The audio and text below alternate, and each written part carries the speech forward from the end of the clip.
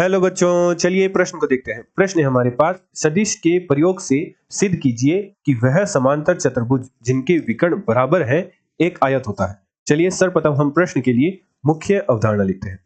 मुख्य अवधारणा में हम किन्हीं दो सदिशों का अदिश गुणन का अध्ययन करते हैं। अदिश गुणन जिसका दूसरा नाम होता है बिंदु गुणन। मान लीजिए दो सदिश है, ए सदिश और दूसरा सदिश है बी सदिश, जिनके मध्य कोण थीटा है, तो ए सदिश का बी सदिश के साथ बिंदु गुणन का मान बराबर होता है ए सदिश का परिणाम गुणा बी सदिश का परिणाम गुणा cos थीटा, जहां थीटा दोनों सदिशों के मध्य कोण है। यदि ए सदिश लंबवत हो बी सदिश के, अर्थात थीटा बराबर 90 डिग्री हो, तो ए सदिश का बी सदिश के साथ बिंदु गुणन का मान शून्य प्राप्त होगा। अर्थात यदि दो सदिश परस्पर लंबवत है तो उनका अदिश गुणन या बिंदु गुणन का मान हमेशा शून्य होता है। अतः प्रश्न अनुसार प्रश्न में हमें एक समांतर चतुर्भुज दे रखा है, तो चित्र अनुसार मान लीजिए हमारे पास एक समांतर चतुर्भुज है ए बी सी डी, जहां हमारे सदिश है ए बी सदिश, इसे हम ए बी सदिश को ए सदिश नाम दे देते हैं और ए डी सदिश को हम बी सदिश नाम दे देते हैं, और एक है हमारा बी सी सदिश और डी सी सदिश या सी डी सदिश। और प्रश्न में क्या रखा है, प्रश्न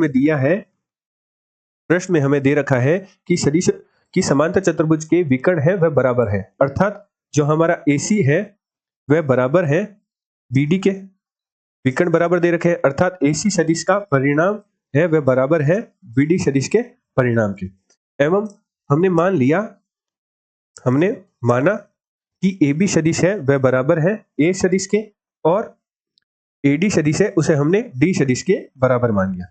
तो समांतर चतुर्भुज ABCD में समांतर चतुर्भुज ABCD में हम लिख सकते हैं कि AB सदिश है वह बराबर होगा DC सदिश के। समांतर चतुर्भुज है जिसे हम कुछ इस प्रकार भी लिख सकते हैं माइनस CD सदिश के, जिसका मान बराबर है A सदिश के।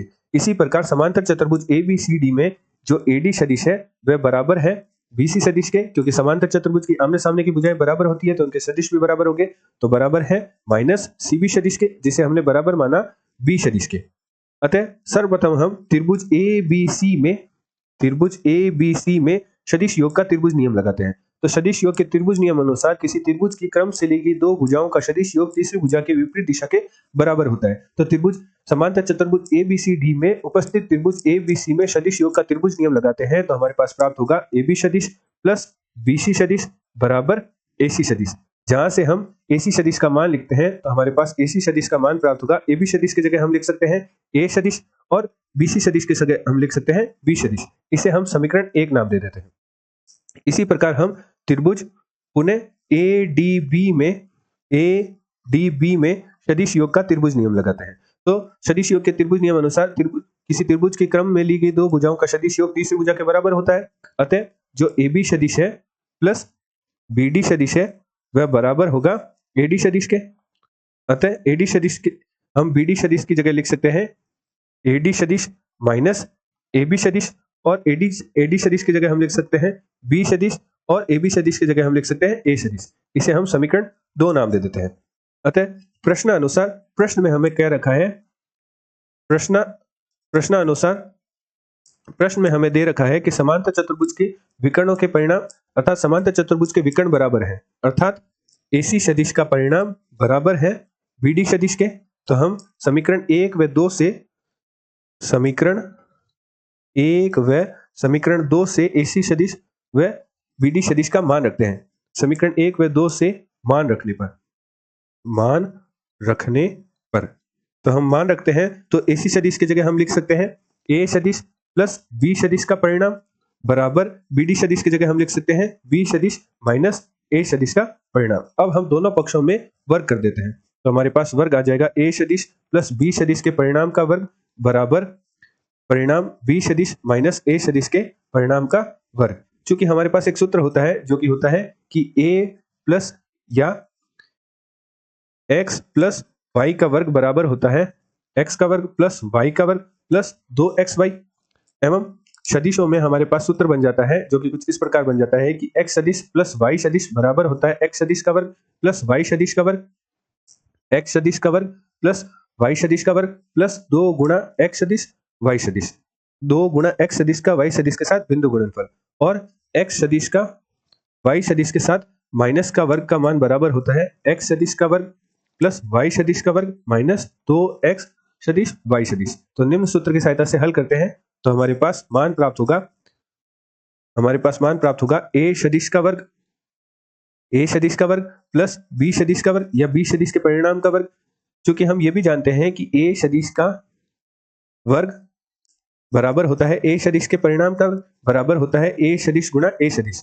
तो हम a सदिश के परिणाम के वर्ग को लिख सकते हैं a सदिश का वर्ग, b सदिश के परिणाम का वर्ग को लिख सकते हैं b सदिश का वर्ग प्लस 2 गुणा a सदिश का b सदिश के साथ बिंदु गुणनफल बराबर b सदिश के परिणाम का वर्ग या b सदिश का वर्ग प्लस a सदिश का वर्ग माइनस 2 गुणा b सदिश का a सदिश के साथ बिंदु गुणन। तो हमारे पास a सदिश का वर्ग से a सदिश का वर्ग कट जाएगा, b सदिश के वर्ग से b सदिश का वर्ग कट जाएगा और माइनस 2 a सदिश का b सदिश के साथ बिंदु गुणन को हम बाएं पक्ष में ले आते हैं तो 2 a सदिश का b सदिश के साथ बिंदु गुणनफल प्लस 2 गुणा a सदिश का b सदिश के साथ बिंदु गुणनफल का मान 0 के बराबर होगा।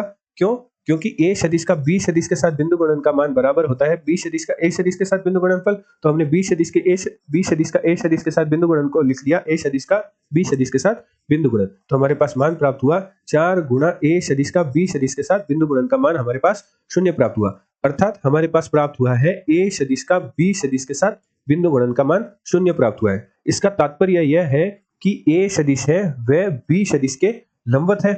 मुख्य उदाहरण में हमने देखा यदि किन्हीं दो सदिशों का बिंदु गुणन का मान 0 होता है तो वह परस्पर लंबवत होते हैं, अर्थात हमारे पास जो a सदिश है वह हमारे पास था ab सदिश और b सदिश है वह हमारे पास था ad सदिश, अर्थात ab सदिश है वह लंबवत है ad सदिश के। इसी प्रकार हमारे पास अन्य सदिश प्राप्त होंगे।